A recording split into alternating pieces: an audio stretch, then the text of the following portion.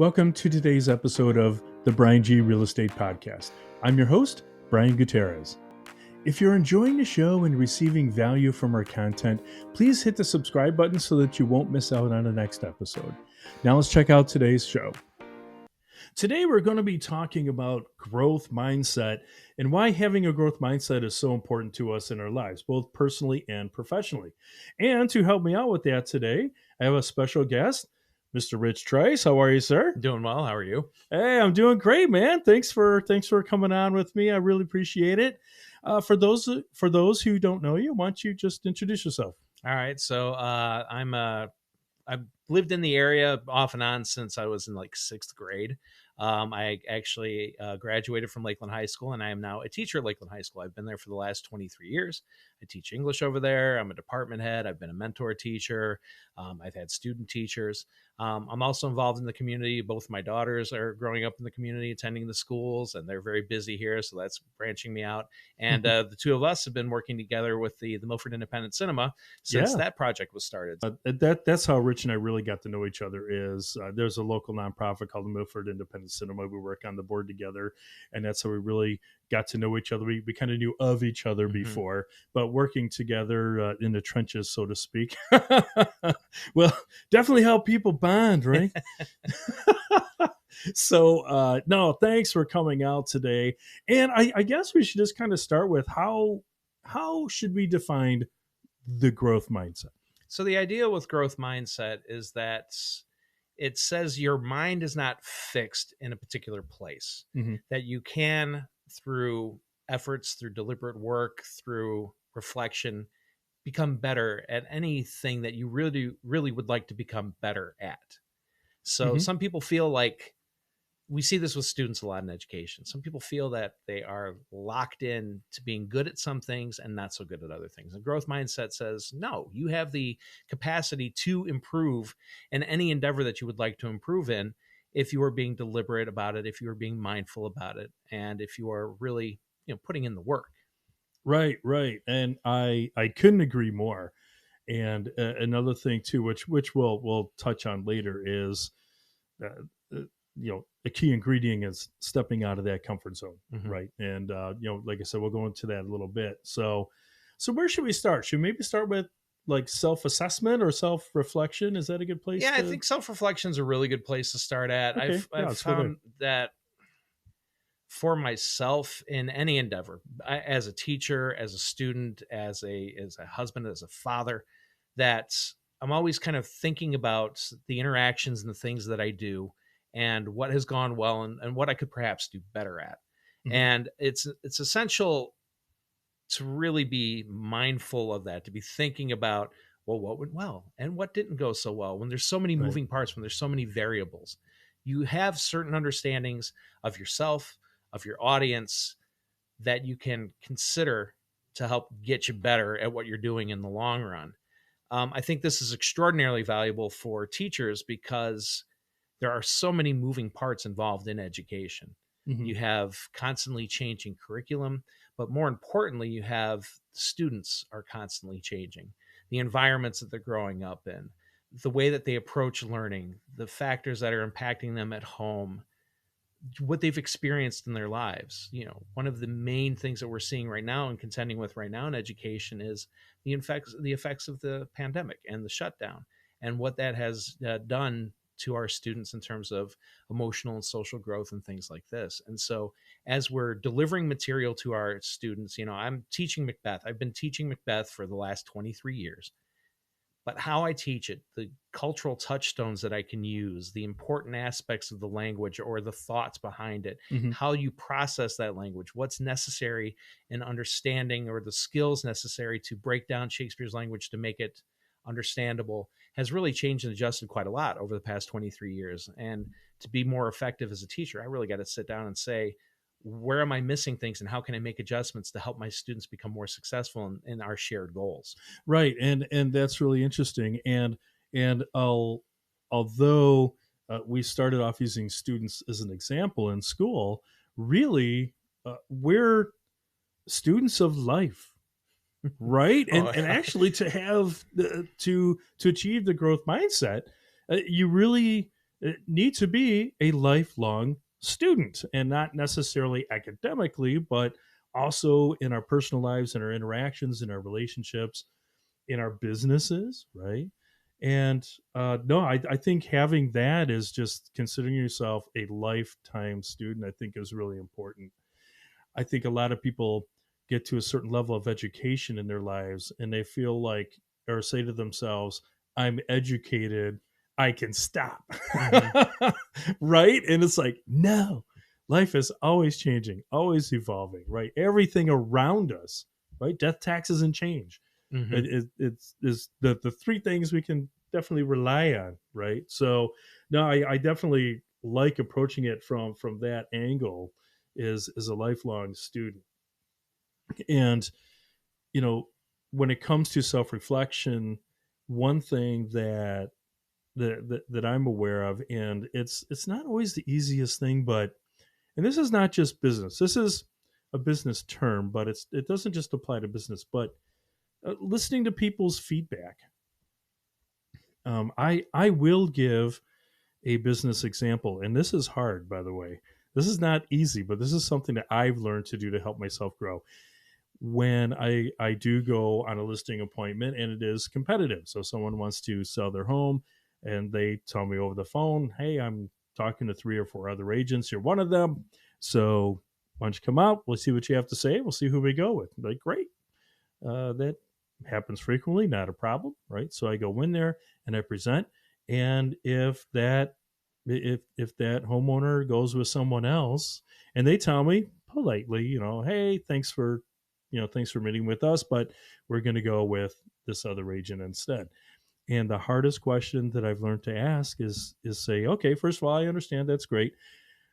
Would you please, Mr. and Mrs. Homeowner, would you mind sharing with me why you chose to go with the other person, just so that I can, I'll tell them, just so that I can grow and develop, in my presentation? Or is there something that I can work on, so when I talk to the next person, that that'll help me be more effective in my presentation? And one, no one's ever been snarky, thank goodness. No, Because I tell you, man, that's like some vulnerability there, yes. right? That's put out there, and that's not an easy phone call. But just how I stated, just hey, is there any advice you can give me next time? And people will give me really good advice. They'll be like, okay, this person explained this better, or maybe they had this kind of feature or something. And just so everyone knows, I don't lose many, right? But This has hey, happened maybe at least yeah, 3 times, yeah, maybe. yeah, at least 3 times in 10 years. But no, but nobody bats 1,000, right? There's always room to improve. And that's a business example. And I don't want to necessarily live in that space for this conversation, but that is how it can apply, right? Is even when you kind of put yourself in a vulnerable situation or position, Mhm. having that kind of feedback, receiving that kind of feedback, and asking for it, although it might make you uncomfortable for a minute, definitely builds my confidence for the next time I go out. Well, I think any kind of approach that involves growth mindset is acknowledging that there are areas you can get better at, which suggests vulnerability in and of itself. Mm-hmm. You're Mm-hmm. basically saying, I recognize that, hey, maybe I am doing some things well, but what could I be doing better? Right. And one of the challenges of growth mindset can be that it's constantly asking you to grow. And there may be times where you have to say, I'm going to take a breather from growth for it's okay to allow yourself the grace to do this. It's okay to sometimes Yeah. say, in education, for example, that some students will connect with what I do as a teacher, and some students will connect with what some of my colleagues are doing as teachers. And that's not necessarily a negative reflection on me. It's just a difference in the audience that you're reaching there. If you're trying to be all things to all audiences, you're being nothing to nobody. You can't do that. You do need to I have your agree. individual style, your individual voice, and who you are as a professional. That's going to work for some folks. It's not always going to work for others. That doesn't mean that we're necessarily failing at what we're trying to do. But by being open to that feedback, it allows us to say, this feedback tells me this is something I do need to address, or this is something where this was just not going to be a client that was going to connect for me, or this is not a student who is going to enjoy my method of educating because when you got 160 kids sitting in your, coming in and out of your classroom every single Right. day, if you're saying to yourself, I'm going to make every single one of them happy, there's a dishonesty to that. Right. No, and I absolutely agree with that. And it just comes down oftentimes to just personalities. Um, someone who's I'm going to bring this to business for a second. Someone who's a real high D personality, right? Very strong, very aggressive, very assertive. Mm-hmm. They see a guy like me, and although I've taken all the negotiating training and everything else, I'm definitely professional. I could definitely help them out. Unless they don't see that reflected in someone that they're going to hire, they won't like it, Mm-hmm. right? Because and I think this is true, like what you're saying with teaching too. How people connect is, do I feel comfortable with this person, right? Does this teacher or this colleague at work, do they understand me? Mm-hmm. And if you have someone who's really creative on one side and someone else who's really analytical on the other, it's very hard to completely cross over. Yes. Now, is it impossible? No, because creative people are good at finding creative solutions to relate to, right? All people, right? And it's not to say that analyticals can't either, because they just crunch the data and numerically, how's this going to like relate, right? So there's strengths to both. Yes. But I totally agree with you. Like I said, and that's the easiest example. Someone's really creative, something's really analytical. We just need to find a way to bridge that gap, and that's really both people expanding their mindset a little bit to kind of reach out to the other. Maybe I am too creative, right? Maybe I do need to be a little more analytical with this person. And, Brian, who is, can kind of like loosen up a little bit, Yes. right? And kind of, all right, let me try and accept this in different terms I'm normally not used to hearing, right? Mm-hmm. And yeah, finding that common ground, right? And this is a big challenge for new teachers that I've seen over the past few years. I've been lucky enough to have the opportunity to officially and unofficially mentor new teachers and to have some student teachers come through my classroom. And what you find with the new folks is developing that confidence. It takes a while to actually get there. And we've learned that in teaching and in business, I know this is true for you, for example, that having a mentor makes it easier to get the confidence so that you can be successful on your own as you develop the skills, as you develop those comfort levels, and as your self-reflection turns into more of a fine-tuning rather than establishing what your voice is overall within your endeavor. And in entering into a new environment, it's I feel it's natural human behavior to kind of look for those negatives, right? I'm not familiar here. This is a new thing. I don't know who the actors are in this environment, right? It's kind of like, okay, it's kind of human nature to immediately gravitate toward what we don't know or what we fear because it's unknown. Yeah. Right. But what I've learned to do is, and I've received this advice before, is don't go in looking at all the negatives, but look for, and I'll put this in air quotes, the who, right? Who can help you?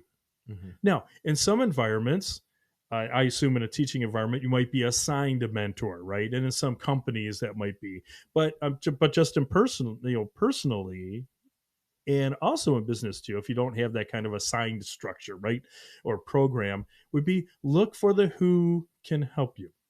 And this comes to another phrase, another mantra of mine that I just don't just spit out as a tagline, but I truly believe is that no one succeeds alone. If you think you can succeed entirely by yourself, you're just fooling yourself.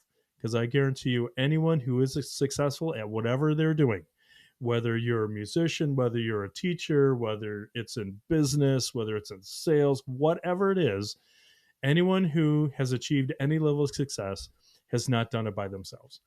And so in going into those new situations, I've changed my mindset to the point where I look for the who can help me with this. And that has made a monumental difference. And then, in how I not only approach it, but in opening my mindset to new people too.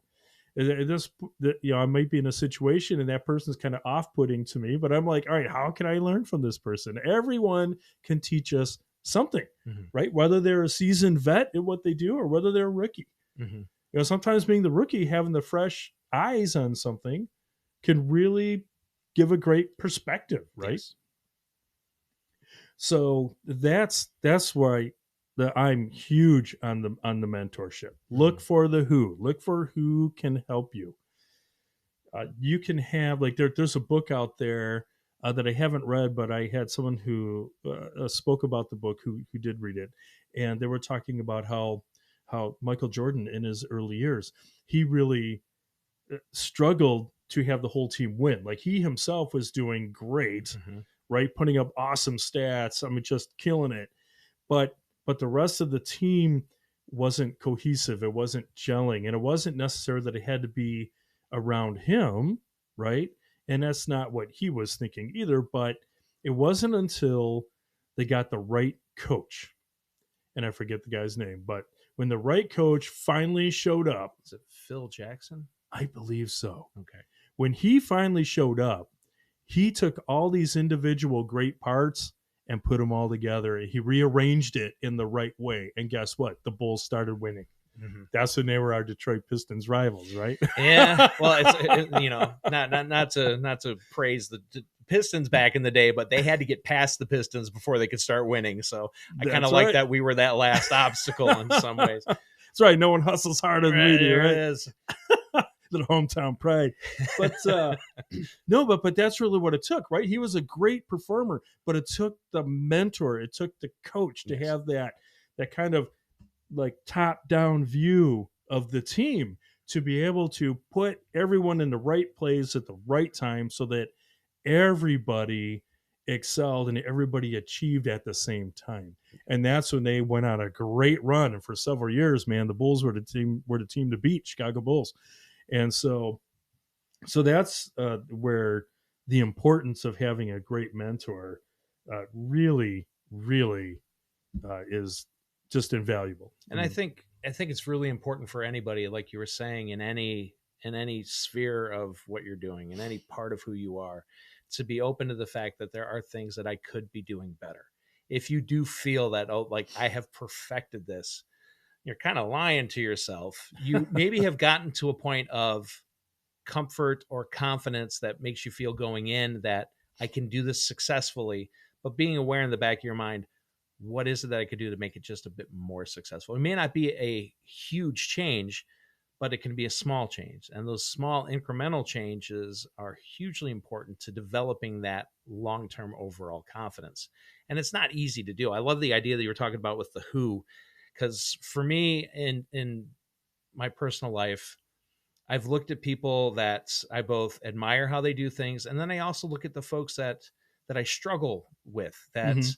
maybe there's not a connection that's as strong or as immediate as it could be, or that our approaches to things are so wildly different that I have to really sit and think about it and say, what can I learn from this? What could I do to change? And what are some of the things that just don't fit for who I am? As my own audience, Right. it's sometimes necessary to say, okay, this isn't who I am. This is not what I'm actually going to be doing, but this part of it makes sense. This part of it I can remember, consider when I meet other people because we're always going to run into folks that we don't always gel with, we don't always connect with, or have a very different approach to things. You talked about like the creatives versus the analyticals, for example.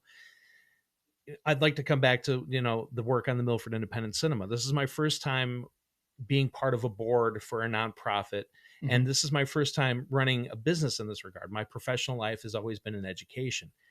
And so it's been fascinating. It's been a huge growth process for me. It's been a ton of fun because I get to work with some great folks.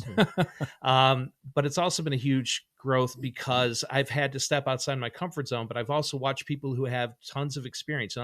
One of the things I love about what's happening with our cinema and what happens with the board is you have a group of professionals with a wildly different array of skills and abilities, Sure. and Yeah. they're coming in as good actors. They're wanting to have things happen positively, and they're putting in the time and the effort, and they care.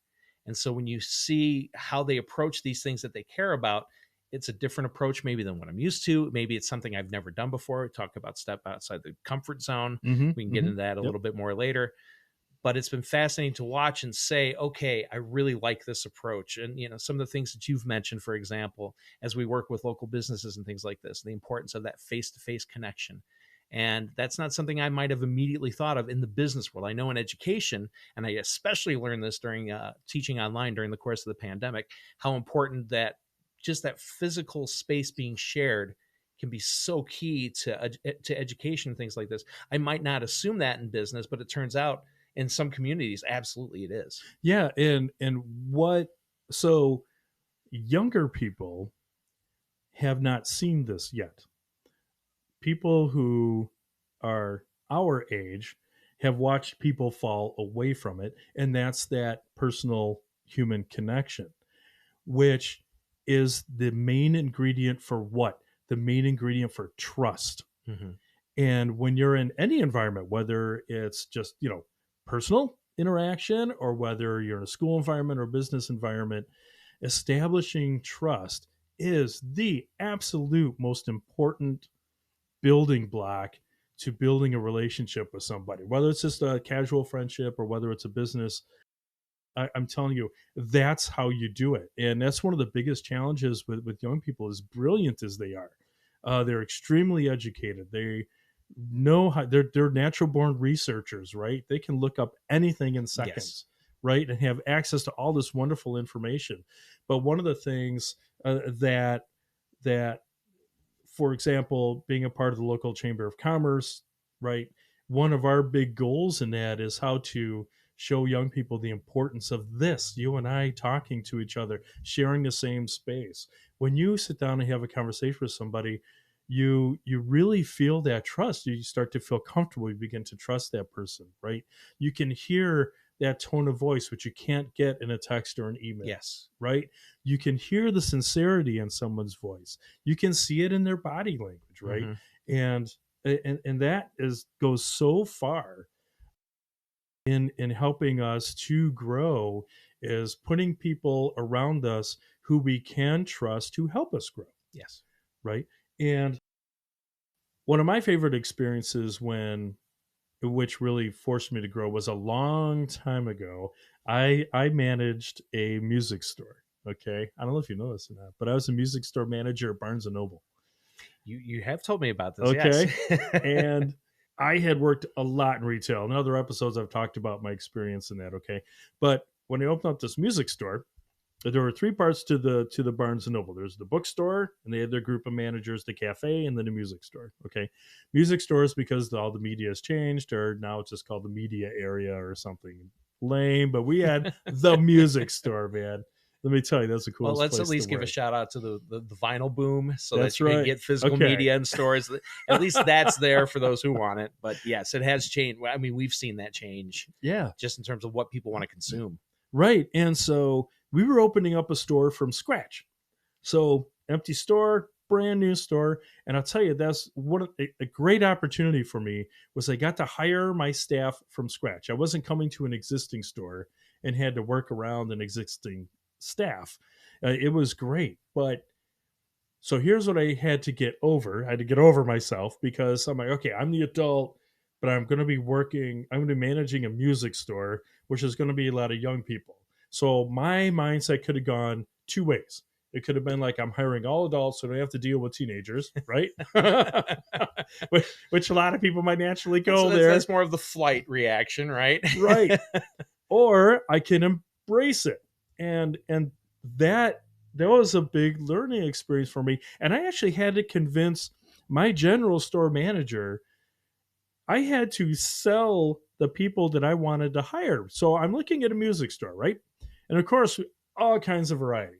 So I start the interview process. Me myself, I'm like the jazz guy, right? A little bit classical, but I'm really, jazz is my thing. And also the 80s alternative. Those two things are my jam, right? And so that's my area of expertise. So I actually wrote it down on a sheet of paper. So I'm jazz, 80s, okay. And then I hired a guy to be my assistant manager who was a college student, who was a classical vocalist, and he knew all the classical stuff. I hired him. I had a couple friends of mine. One friend was just like kind of weird, knew all the weird stuff. You're my alternative weird guy, right? And then he had another guy, which is really weird. He was way younger than me, but he was really into like Al Green and all this great blues stuff. His name was Zach. He was great. And so I hired him as our R&B and blues guy, right? And then I hired these two girls who were friends from high school who were just our pop rock gals, right? They knew all the pop rock going on, right? All that kind of stuff. All the older people be like, oh, that silly pop stuff, whatever. But they knew it, right? And they loved it, obviously. So it was great. That was such a great opportunity where that was probably the one time in my business life where I had the perfectly balanced staff. It was great. And I remember having to convince the general store manager. She's like, you want to hire these 8 kids? She's like, 6 of them have never had a job before. Like, why should we hire them? Like, she was getting very corporate on me. I'm like, trust me, this is who we want. Who are these 2 flighty girls I saw bouncing out of here? I'm like, I'm telling you, they know all the pop. They know all, like, trust me, they're going to bring in all their friends, right? That they're, before we had real social media, they're going to bring in their kids, their friends, whatever. I'm telling you, you got to trust me on this. I had to really sell it hard. My general store manager, like I said, had a very corporate view, was talking resumes. These kids aren't going to have resumes. Right. They don't need it. The resume is they're living it. Yes. Right. And that was great because I actually got to see it unfold. And it really was wonderful. It was fantastic. But that was like probably one of the first kind of business environments where I really did take a chance on people who weren't necessarily quote unquote proven yet. But they did. They killed it. We had the most fun back there. And everybody's having fun because they were doing what they liked. I didn't try to put the square peg in the round hole, right? I let them do what they were good at. And that was another lesson that I learned, is delegating the right task to the right person. And I think that's where, kind of getting back to mentorship, where the mentor can help place you where your strengths are. Yeah. And also to identify those. When you're identifying the strengths that you have and then looking for the areas in which you can grow, I think it's very helpful to have a mentor because, like you were saying, it's that fresh set of eyes. Right. And you'll see, like, I recently had a student teacher a couple of years ago, and the student teacher came out of Oakland University. And Oakland University has done a really good job of identifying a core set of skills they want their student teachers to be practiced in before they go into the professional world. Okay. Like, there's this huge list of skills that have been identified as being necessary for master teachers to be effective at what they're doing. And rather than give an insurmountable list to a new person, they say, these are the core ones that from these you can then develop all these other ones and eventually get to that goal of being a confident, effective teacher that can go on and mentor others, et cetera, et cetera. And I really liked that approach to it because it allows people to say, okay, I'm doing this well. I need more help in this one. And it allows, as a mentor, it allowed me to specifically look at that area, say, okay, I'm going to watch what you're doing. And then we're going to specifically talk about in our self-reflection how that particular thing went. Because there's always all these little things that could be introduced into it. But we're going to focus on this one thing to keep that focus, to allow you to say, I'm going to continue thinking about this. And then once that feels more comfortable, you can then start approaching other things. And all those little nuances to doing the job effectively start to fall in place. They start to come together. It takes years, but it does happen. And having that really identified, like you said, those different pieces that you needed to create a full staff, we can do this within ourselves, right? Right. You're listening to the Bryan G Real Estate Podcast. If you'd like to learn more about me, check out my YouTube channel, Bryan Gutierrez Keller Williams Real Estate, or go to my Facebook page, Bryan Gutierrez Keller Williams. And if you want to hear more of this podcast, please subscribe. Now back to the show. Yeah, and I like the word, I like what you said there. You started that off with, the mentor can help you identify your strengths, because it's true. Sometimes we can have someone who's maybe socially awkward and they don't feel like that they fit in, but they might be brilliant in another area. So someone who's very mathematical, very analytical, right? They might socially, they might feel clumsy and maybe they kind of pull themselves back from a situation or something like that because they don't feel right, and maybe they start to doubt themselves, where a really good mentor is going to look at them and say, hey, it's okay, so you're not brilliant in this area, but guess what, you're amazing in this. Mhm. And like you said just now, let's work on that, let's build that up, and then exactly what you just said, then let's start kind of building that up. Let's start widening that scope little by little so we don't overwhelm somebody, because you never want to throw someone into a situation where they're almost in, like having a panic attack, or just feeling overwhelmed, right? Yes. And a good mentor will pick up on that, but like, okay, how can we encourage incremental growth in our mindset? Yeah. And I think for myself, I've mentioned, working with the Milford Independent Cinema. I've mentioned my early days as a teacher, but I also can't help but think of my first years as a father. Now I have two daughters, twins. So I went Mm-hmm. from no kids to two kids. And Woo. overnight, literally, within minutes, boom, everything has changed. And it's fantastic change, but it can be overwhelming, like you were saying, because suddenly you realize I have to learn all of these things, or I have to be able to provide as best as I can all of these things, and then to get better at it as time goes by. Mm-hmm. Mm-hmm. And when I think about my self reflection, I do this professionally, but I also do this personally. Like there have been times when I have gone to my kids and been like, I was completely wrong in how I handled this. And I will apologize when I need to. If I've screwed up, if I've overreacted to something, if I didn't give an opportunity and I turned something into something I made it negative, I want to find a way to make a positive out of it. There may still be some things that have to be dealt with in the long run, Mm-hmm. but trying to get better at it, trying to be open to the fact of everybody in any capacity can still make those mistakes. And so as I have these, I talk about these interactions, and the ones that are good and easy and the ones that you kind of struggle with, they're all worth kind of reflecting on, because you can find from any of them, okay, this is where I could have done better, this is a thing I did well, and let's embrace that. When I'm teaching students how to write, we talk about at the high school level, it's often building upon and getting better at the basic things that we've done. And Okay. so for students, it needs to be sometimes, well, what did you do well here? What is strong? You don't have to worry about that in a revision. Revision is not just throwing the whole thing out and starting over again. It's saying, these are the things that I do well. These are the things that I need to do a little bit better on. And we all have those in all of our avenues of life. Sure. And so we can get better at some of those things. And even the things that we feel like we do well, sometimes they don't quite click. With the Milford Independent Cinema, sometimes after a trivia night or after a discussion, after a film appreciation night, I am, running those. One of the things that I'm comfortable with is sitting in front of a group and kind of having a conversational thing. It comes from my years of teaching and the comfort that I've been able to develop in front of an audience. So it is a very different thing standing in front of a group of, say, people in the community than it is in front of my classroom, right? Your peers versus somebody you have something of a nominal authority with.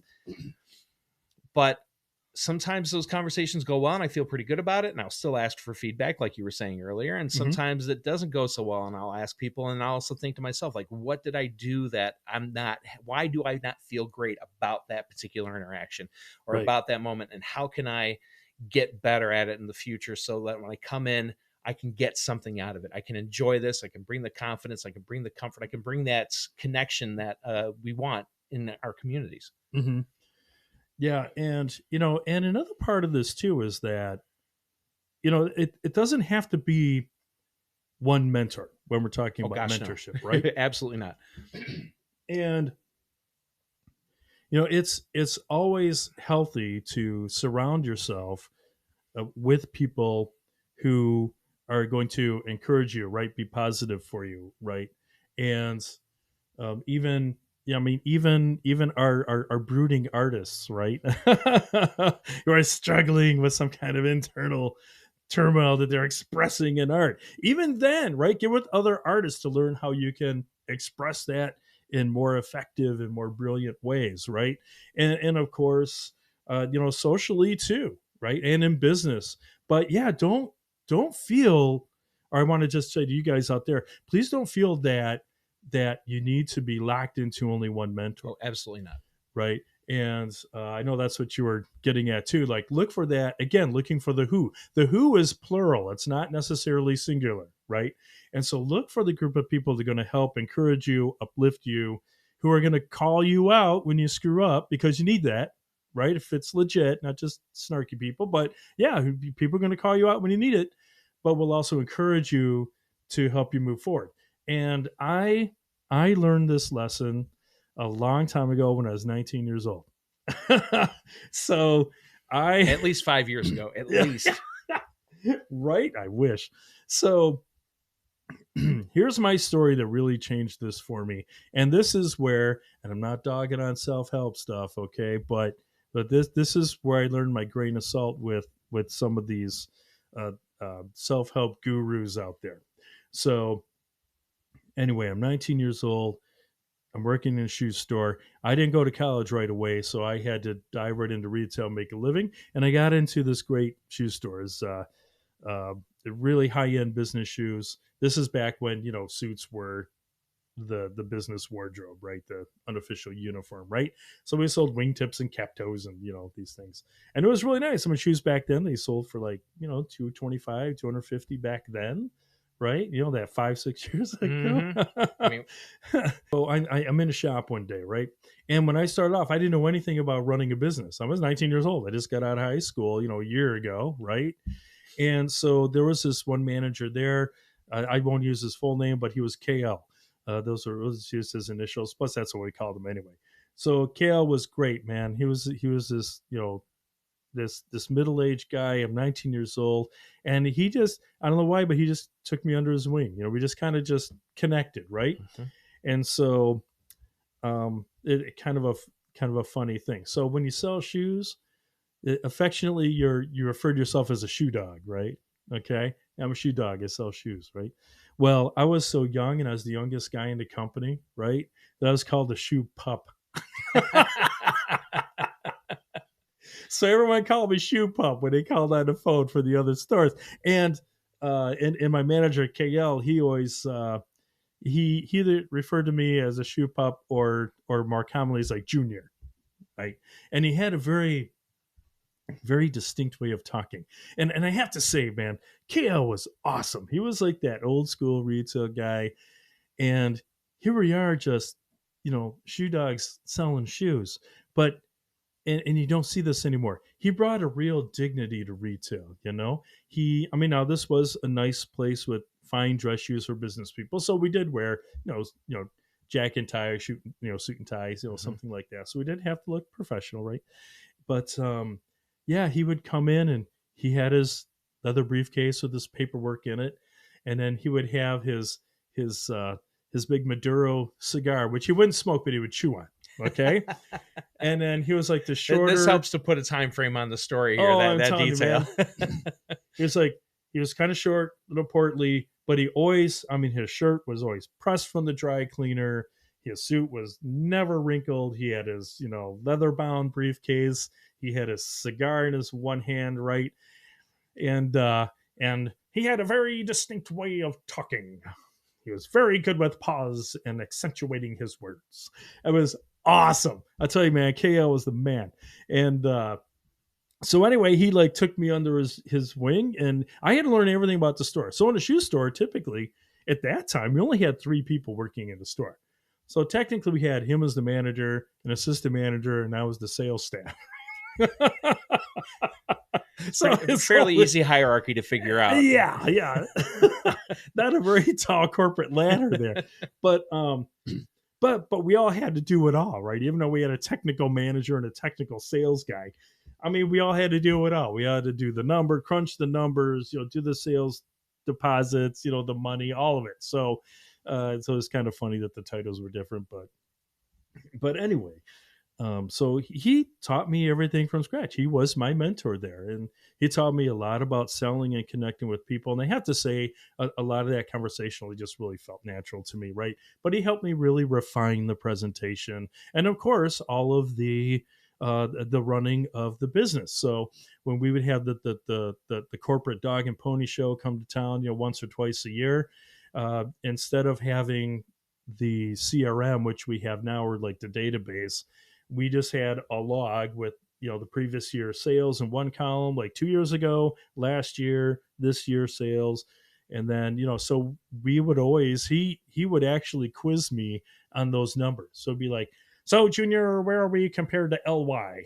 And I'd be like, well, we're actually down by, $300, which is roughly 7% compared to last year, blah, blah, blah. What about 2 years ago? Well, we were actually 10% up, from 2 years ago, but we're, 7% down from last year, right? I mean, he would quiz me on that. And that way, like I said, when a dog and pony show, the corporate people came, well, they would ask those questions and we had it down. I mean, he had it there, right? Mm-hmm. How to do the special orders correctly, how to sell, how to refine that technique. This guy was my mentor, right? He was my one at the time. So, and I was very motivated. Like I said, I had to make a living because I wasn't, college wasn't an option for me at that time. So this was my living. This was my profession. And he really helped me polish my game. And it actually got to the point where, I'm going to brag a little bit from Denver to Philly, from Minnesota to Louisiana, the whole central uh, zone for the company. I was number 3 in sales out of that whole region. Like I was killing it at the age of 19. It was all because he helped get me started. And of course he took great pride in that. Right. Mm-hmm. And so, so anyway, I'm telling you all this just to demonstrate the importance of him as my mentor. And this will make sense in a minute. So I'm in there, we're just working a normal day. I'm in the back room and I got my sandwich, right? And so he had these little cards from a business guru. I don't want to say the name, but it's a name you definitely recognize. Okay, as far as like being a business guru, big for the mantras, right? The one-liners, whatever. Anyway, I'm sitting there, I'm having my sandwich. No, wait, no, it wasn't the sandwich. That was something else. I was just in the back room, and I was looking over the numbers, and I was looking at. It was like about the size of a business card, but it had these little sayings on it, motivational sayings, right? Mm-hmm. And so the last one I looked at was always surround yourself with people more successful to you to make yourself become more successful, right? Or more successful yourself, right? I forget exactly how it's phrased, but you get the point, right? Mm-hmm. So hang around with successful people and basically, kind of shed people who aren't, that where you want to be, right? Okay. That was the implication there. And that made sense to me. I'm a young guy, I'm an impressionable guy. I'm with my manager, who definitely was the one guy more successful than me and helped me with my success. So just as I was reading that card, I'm like, yeah, that's right. I need to surround myself with more adults like KL, who's going to help me grow up, right? Mm-hmm. And become a more successful adult at that time. So I was 19 years old. So anyway, it was time for lunch. I was going to go buy a sandwich. I got that wrong. So anyway, it's my lunch break. All right, KL, I'm going to go, go grab a sandwich. And he's like, all right, that's fine. So I head on out to go to lunch, and this is when malls were, popular, if that dates this even more. And so anyway, so I go to the other end of the mall, and there's like the A&W restaurant, right? So I go up there and I go in the restaurant, and I'm waiting in line at the counter, and there's like a window at the counter. You can kind of see into the kitchen a little bit, right? So I order whatever is my foot long pony dog, whatever I'm getting, and fries. So I place my order, and I see this kid kind of walk through there. Then he stops, comes back, and he kind of puts his head up in the window. He's like, "Hey, Brian, what's going on? Hey, Brian." I'm like, "Oh, hey, Tim, what's going on, man?" He's like, "Hey, how you doing?" I'm like, yeah, I'm doing right. So it looks like I see your name badge. You work here in the mall? I'm like, yeah, I work downstairs at J&M shoe store. I'm like, yeah, we're working there for a while. He's like, oh, that's cool. I'm like, I didn't know you work here. He's like, yeah, I did. It's like, all right, well, cool. Enjoy your lunch, whatever. I'm like, hey, great. I take my lunch. Now, so this kid, I'm just using the name Tim. So Tim was a guy, like back then when I was in high school, I was a punk back then, right? And so I liked alternative music, right? I wear black on the outside because black is how I felt on the inside, that whole thing. But anyway, that's where I met him from. He was like one of my clubbing buddies, right? He wasn't necessarily a friend that I would just hang out with, right? But whenever we're at the club, like, hey, dude, what's going on, right? We'd all kind of congregate together. That was our tribe, right? So that's where I knew him from, right? And so anyway, I pick up my lunch and I come back. And so now I'm in the back room and I'm eating my sandwich, right? And I'm looking at these cards again. And I just happen to look at that same one again, surrounding yourself with successful people. And and I hear KL, who's at the front desk, and this was great, man. Here's another thing about KL. He loved his crossword puzzle. Okay. So there he'd be sitting at the desk, chewing on a cigar, right? Not lighting it, but chewing on it. And he had his readers on, right? So his glasses were down like this. And when he was doing his crossword, he was very serious about that. He didn't interrupt Larry unless it was something important, right? So there he is. It was a slow day. He's like doing his crossword, and he looks up, peers up over his glasses, and he sees my buddy Tim come down. He's like, Junior, you have a guest. And I'm like, all right, cool. So I put down my sandwich and I come out front, and it's Tim, right? He saw me up at the restaurant. He had a break, right? So he comes down. He's like, hey, just want to come say hi. I'm like, hey, man, hey, good to see you. I was like, yeah, it's cool. We both work here. Cool, man. We're going to go up to the club again. I don't know. We're going to go up whenever. I'm like, all right, cool. I'll see you up there. Awesome, man. Thanks for stopping by. Like, take it easy, bro. And like, off he went, and I came back in. Now, Larry's watching this, okay? And so he's there, and he never looked up from his crossword puzzle. And he's like, Junior, why did you blow off your friend for a cross? And I'm like, what do you mean blow off my friend? I didn't blow off my friend. He's like, Junior, why did you blow off your friend? I thought he was your clubbing buddy or something like that. And so I'm like, look, I didn't, Kale. And then he just gives me a look like, come on. And I'm like, all right, fine. All right. So I didn't mean to blow him off. If I did, I didn't mean to. I'm like, but you know what? I was reading the stuff and back, and it's like, how you should surround yourself with more successful people to help you become more successful yourself. And you know me, I'm trying to do really well in the company. I'm trying to work really hard, and my sales are good, and guys like you, and that's just what I'm trying to do. And like, yeah, he's my clubbing buddy, but he's just not, like where I'm trying to go right now. You know what I mean? And without looking up, Larry goes, Junior, what if he was trying to do the same thing? 6 down. Now, Larry's the master of silence, right? And he just stops. And I'm like, of course, I'm like, right? And he's kind of let that simmer for a minute, right?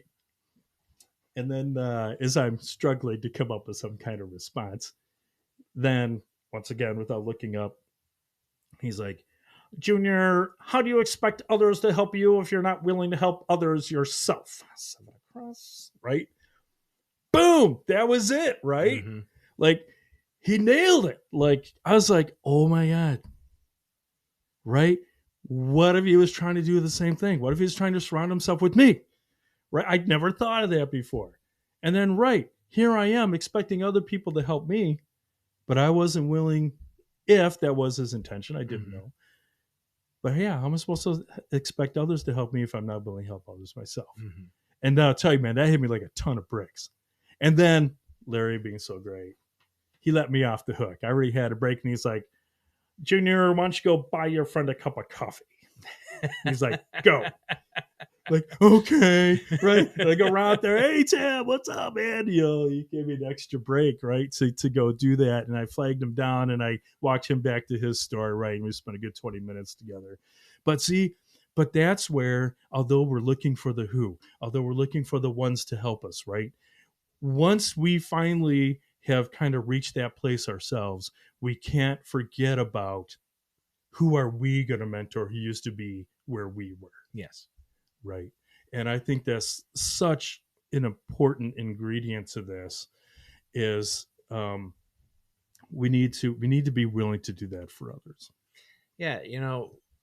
When you talk about like the systems that we do the self-reflection with, I think as a mentor, it's often important to just ask a question and then listen to the response, because it's hard sometimes to build the confidence and say, I'm good enough. Like at some point you can become a mentor to somebody else. Right.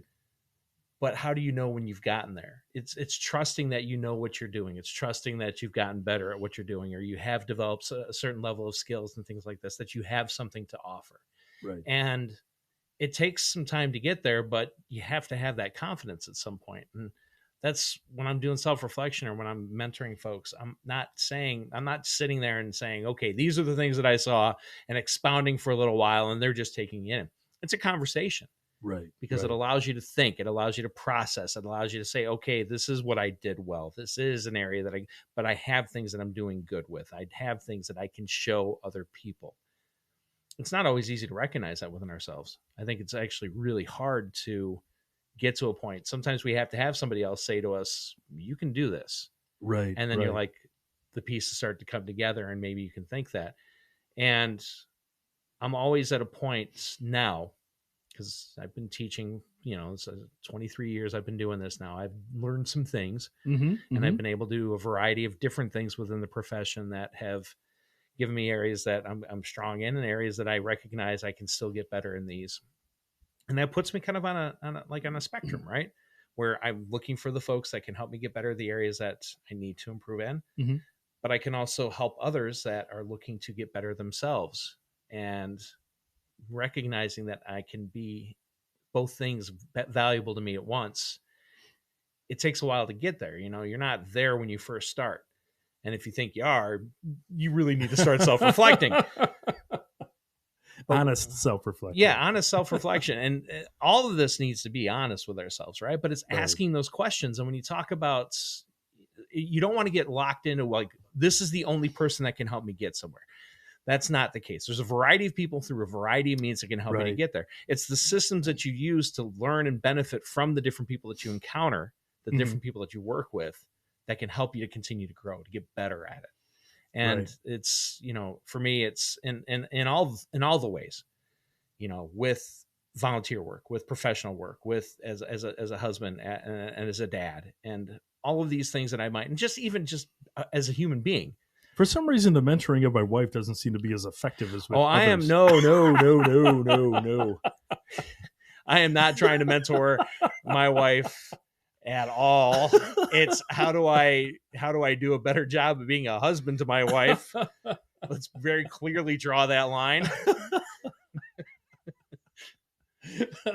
But it's something that I look at too is, okay, there's something to be said for, we learn a lot of valuable lessons by making mistakes. Oh, yes. Right. And that is absolutely true. When something just flops for us, or we spend a lot of time on something and it fails. And I mean, learning from your mistakes is huge. What really bothers me is I don't want to see people with potential just spinning their wheels on a bunch of dumb mistakes, especially if there's something I can just tell them this is going to help them get past that. Right.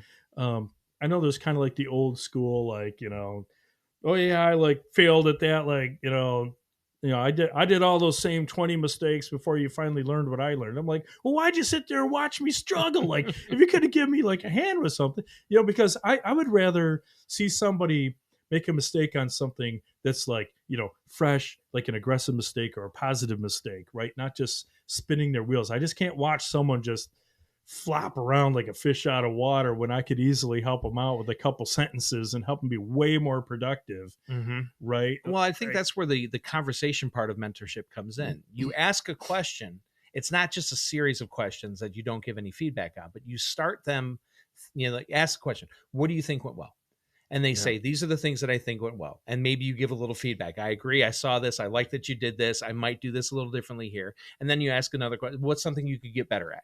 You don't want to say what's something that you screwed up. You want to say something, what is something that you could improve upon? What is something that didn't quite click for you as much as you hoped it would? And then they give you that feedback, and then you continue to refine the thinking. And that's how you can address the little things, the little mistakes they might be making, but also, you want them to be open to it. But again, it allows them to ask those questions of themselves and to say, well, how did this happen? Where is this coming from? And after some time of, once you've explained that, if they take it to heart and they actually use it, well, then you can move on and continue to build from there, right? The incremental part kicks in. Yeah, and something that I have learned from my wife, an amazing mentor, by the way, in case she's listening, um, As is my wife. is no a phrase that I definitely picked up is when that I'm working with someone, or if I'm not working with them, just in general, someone makes a comment that's generally maybe disparaging. Blah blah blah, and to ask them, well, what makes you say that? See, I learned that from her. I'm quoting her on that. So what makes you say that? And that really opens up, and then you got to stop, Mm-hmm. right? And then wait for that answer, and that's open ended enough that makes people think, what makes me say that? Well, what makes me say it is blah blah blah blah blah, right? And that's where the conversation gets started. And as you're saying, that's where, when you're in a mentorship, when you're in a mentor position, that's where you really got to listen. You got to stop. That's the most important thing, is to stop and listen. Yes. Ask a question like that, get that information, get that feedback. Don't try and finish their sentences for them, right? Let people complete their thought. And oftentimes what happens to me is when I'm saying it back out loud, instead of just thinking it in my brain, hearing the words, the solution kind of presents itself Mm-hmm. most of the time, right? I can't tell you how many times I've been talking with someone, whether it's like with the cinema on the board, and we got a problem, like, oh, we got this thing, we got to work it out, and here's what I'm thinking, and blah blah blah, and oh my god, this is what we got to do, right? Yes. Like it just comes right out, right? It's Mm-hmm. it's a great mental exercise to have people go through, but that is so important. Listening, oh my goodness, is the most important communication trait, I feel. As a mentor, and I love what you said there. When it comes to being a mentee, it's never just okay. So what went well? Well, I like this. Mm-hmm. Why? Right. That follow up question and the thinking that comes from that is so absolutely key to growth. Mm-hmm. It's saying, I did this. This is what I can take from it. Right. I was with my daughter going through downtown recently, and she is looking to get some sponsors to help her to go compete at the international level for DECA, and we're extraordinarily proud of her for this. And we're having her go and do this. It's a business based thing. Yeah. Talking to people is a big part of business, and she's doing this at a level like I would not have been able to do at her age. It's fantastic for me to watch, but after every single one of these things, when I walk in with her, I just kind of stand back. I try to say as little as I can, and after we're done with that conversation, then I'll ask her, well, how did that go? Yeah. And she'll tell me the things that she liked about it, and then she'll start bringing up the things that she can maybe do different, or how she wants to revisit it, or how she might just tweak the thing just a little bit depending on who she's going to talk to. But that thought process, that analysis, that constant thinking, that's where the growth comes from. Sure, absolutely. It's not just enough to say I want to get, you don't want to say I'm going to improve my golf game. You have to say I'm going to improve my golf game by. Correct. And that by part of it, what comes after. And this is true for everything. Like when I'm recognizing that I've reacted poorly to something, I'll think to myself, okay, why did I react poorly to that? I need to stop myself from reacting in that way. And how do I go about doing these things? It's that understanding, that deeper digging in, that actually allows us to grow, because it's not just a simple, I have to do this, and then I'm done. It's not, it's not following a recipe. It's not solving a math problem. It's right. Thinking about complex systems, really. Mm-hmm. They have lots of moving parts to them. And how do you make all of those things come together so that you personally feel I'm getting somewhere, even if it's a setback? How can I, okay, so I moved a little bit, maybe in the wrong direction, Mm-hmm. but what can I do? What happened to make me move in that way? And what can I do now so that I continue to go forward and feel better about where things go from here? Right. And 3 steps forward and 1 step back is still forward motion. Right. Yep. You're still moving forward. And another thing too is that I say developing a growth mindset is a skill, right? It's a skill we need to learn. It's not something that happens innately for us. Right.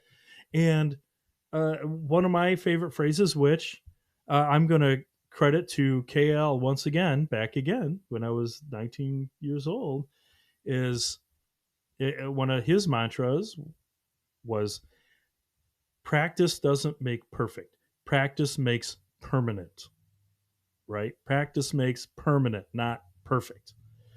And at first I thought it was just semantics, but it was really true. And the fact you brought up golf is a perfect example, right? I love the golf, right? You know, and I'm okay at golf. Never took a lesson in my life. And if you golf with me, you'll see why, right? They'll definitely prove it. But, that's a perfect example because that's something that's really difficult to do, right? And so, yeah, I mean, one time I drive and it's beautiful. And then I drive again and it flares to the right. And then I have another great drive. And then I shank another one. And then I top another one. But then I have three more that are great, right? It's because I never took lessons for golf and learned how to properly do it, right? In that case, that's a very specific skill where you do need a lesson for, right? Like a sport, right? But, I was practicing the wrong thing. I was basically practicing a flawed technique, which was only reinforcing inconsistency, right? So, yeah, I'd go to the driving range for 2 hours and I still shot the same score, right? No matter how many times I went to the range, whatever, I could never break what my handicap was because I was practicing a flawed system. Yeah. And that kind of, open that up to other examples, right? This is a skill you need to develop. And so if something's not working, you need to practice something else. You need to keep tweaking that. And hopefully with the advice of others around us, right, we can kind of hasten that tweaking or, kind of that, dialing in of that task or that skill, whatever it is we're trying to accomplish.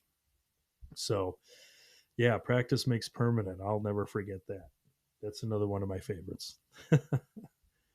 So, as we start to wrap things up here, are there any other final thoughts you want to share about growth mindset? I think it's valuable just to recognize within ourselves that there are things that we can do to make ourselves feel like we're growing and we're progressing, that we don't want to feel stagnant in the things that we do in our lives. And we have so many opportunities for that. I think life is just richer when you are branching out, when you're trying different things, when you're stepping outside that comfort zone. You talked a little bit about comfort zone earlier, and I'll come back to the Milford Independent Cinema with that. Early on in the process, I was part of the fundraising group, and fundraising is really not my thing. I did get better at it. It was very difficult for me to do. Like at this point in my career as a teacher, I can stand in front of a classroom of 25 not super excited high school students and talk to them with comfort and try to find ways to connect with some of the kids and as many of them as possible and do it well. But I wouldn't think about it a lot. When I was getting ready to do like a sales pitch to go into a local business to try to find people to support what we're doing at the cinema and things like this, that would be on my mind all day long. It would just be weighing on me because it was outside of that comfort zone. And every time I would go and have those conversations, I'd walk out of it after the fact and I'd think, okay, what went well, what didn't? It wasn't as bad as I was expecting it to be. And what can I gain from all this? What can I learn? And as I'm branching out and trying different things that I'm not used to, being a father, that's outside your comfort zone. The first time you're doing it, everything like, all right, I got to learn how to do this. I got to figure this out. And then you think about it, and you learn about it and you get better at it. And life is richer as a result. Being open to that growth, allowing yourself to know that you will make mistakes, allowing yourself the grace to understand that you're not going to be great at everything, but you can still improve in so many ways. And that your experience, your life in general is just going to be stronger for it. I think that's absolutely key and part of what makes this kind of growth mindset and this process of reflection so darn worthwhile. Absolutely. I couldn't agree more. Hey, Rich, thanks for coming out today, man. I really appreciate it. And I think we'll just leave it on that note. Anyway, thanks so much, man. I appreciate you having me.